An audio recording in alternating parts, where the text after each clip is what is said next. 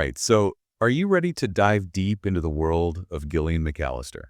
Always up for a good deep dive, especially into an author as fascinating as McAllister. And today, our guide is going to be her Goodreads page. Oh, interesting. So we're not just looking at her books themselves, but like her interactions with readers. Exactly. It's like we're getting a behind-the-scenes look at her life as a writer. Love that. And I'm already seeing some interesting stuff. Oh, like what? Well, first off, her Goodreads page says she's got like over 7,700 followers. Wow, so she's definitely got a dedicated fan base. For sure. And not just random followers either. How do you mean? Well, she's got folks like Sue and Laura Oh, yeah, I see those names. and Patrick and Maureen and a bunch of others. So it's a real community of readers. Yeah, exactly. And you know what else caught my eye? What's that? Her read shelf. You mean the books she's marked as having read? Yeah, that one, she's got 91 books on there. Whoa, that's a lot of reading. Right, and it makes you wonder, what kind of books does a thriller writer like McAllister enjoy? That is a great question. What do you think we might find there? Well, I'm seeing some psychological thrillers like The Silent Patient and The Guest List. Interesting. Both of those books have really intricate plots. And unreliable narrators, too, which McAllister is known for. Makes you wonder if she's drawing inspiration from her own reading. Right, or maybe she's just a fan of the genre like the rest of us. Either way, it gives us a little peek into her literary tastes. Absolutely. And speaking of her work, it looks like she's a busy bee. Oh, how so? Well, on her Goodreads page, she answers the question, what are you currently working on? Oh, yeah, I see that. And get this, she's juggling multiple projects at once. Really? Like what? Well, her second novel is with her editor. So that was pretty far along. Yeah. And the third one is just getting started. Wow, she doesn't waste any time. Nope. And she's even working on book 6 in small blocks. That's some serious dedication. It really shows her commitment to her craft. And her organizational skills, too. I mean, keeping track of all those projects. I know, right? It's impressive. It makes you realize that writing a book isn't just about inspiration.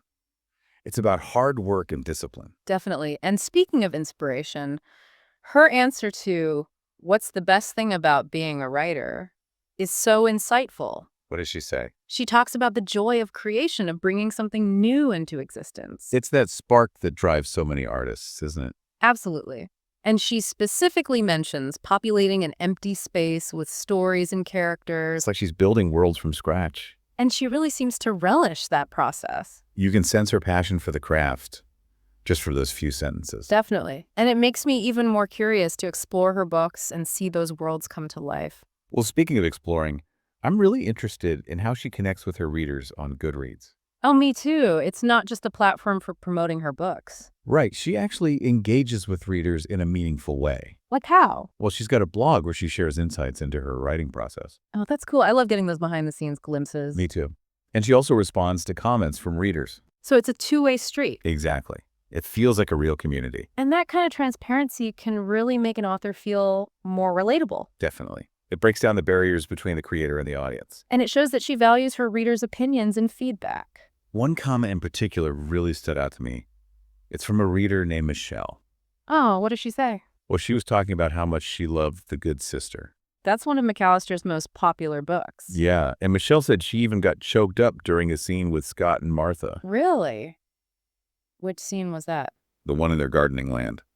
Wow, it sounds like that scene really resonated with her. It did. And it makes you think about the power of a well-crafted story to evoke such strong emotions. Absolutely.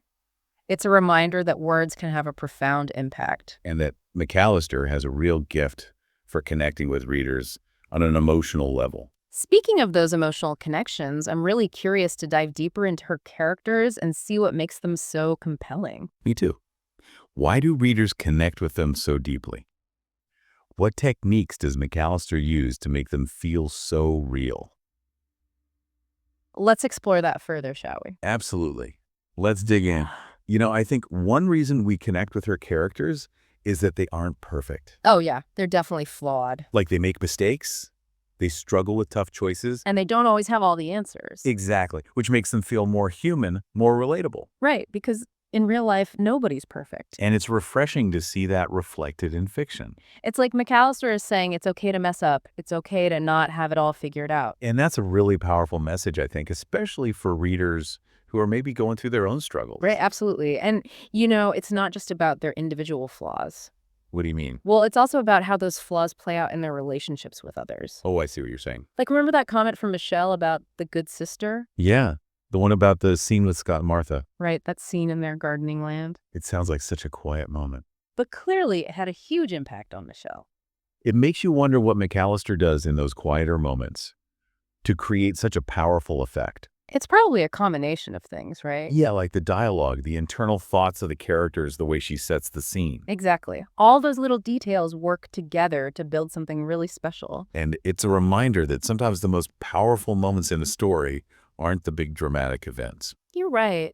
It's often the subtle interactions, the quiet moments that reveal the true depth of a character's emotions. It's like those moments when you see a glimpse of their vulnerability Or their strength. or their love for another character. Exactly. And those are the moments that stay with us long after we finish the book. Speaking of McAllister's books, I was just looking at the list she has on her Goodreads page. Oh, yeah, she's got some of her most popular ones there. Like Wrong Place, Wrong Time, Just Another Missing Person, That Night.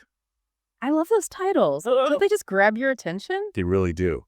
It's like each title is a mini mystery in itself. You're right. Like, Wrong Place, Wrong Time makes you think about fate or chance encounters. And just Another Missing Person suggests a crime procedural, maybe with some social commentary, It's clever how she uses those titles to pique our curiosity.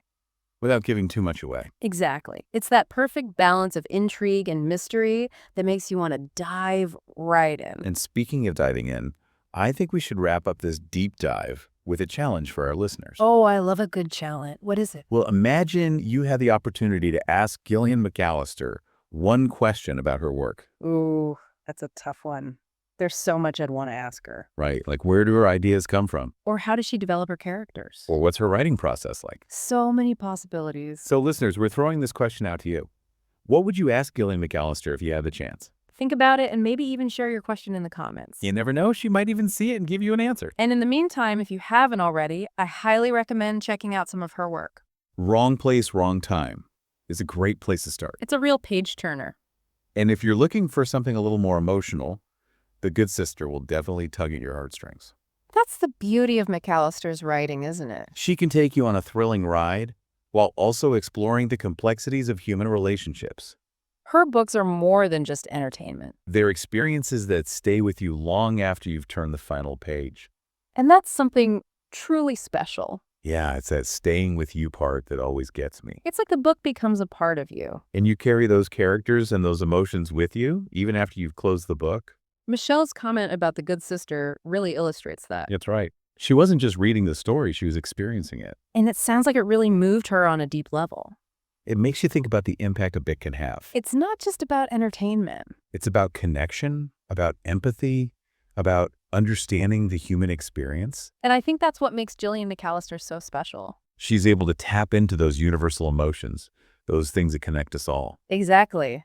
And her books become more than just stories. They become reflections of our own lives. And maybe that's the key to her success. The ability to combine those intricate plots and those compelling characters with those really thought-provoking themes. While also connecting with readers on a deep emotional level. It's a pretty powerful combination. So as we wrap up this deep dive into the world of Gillian McAllister, I hope you've gained a new appreciation for her work. and maybe even discovered some new questions to ponder. If you have, we encourage you to keep exploring Pick up one of her books, join the conversation on Goodreads.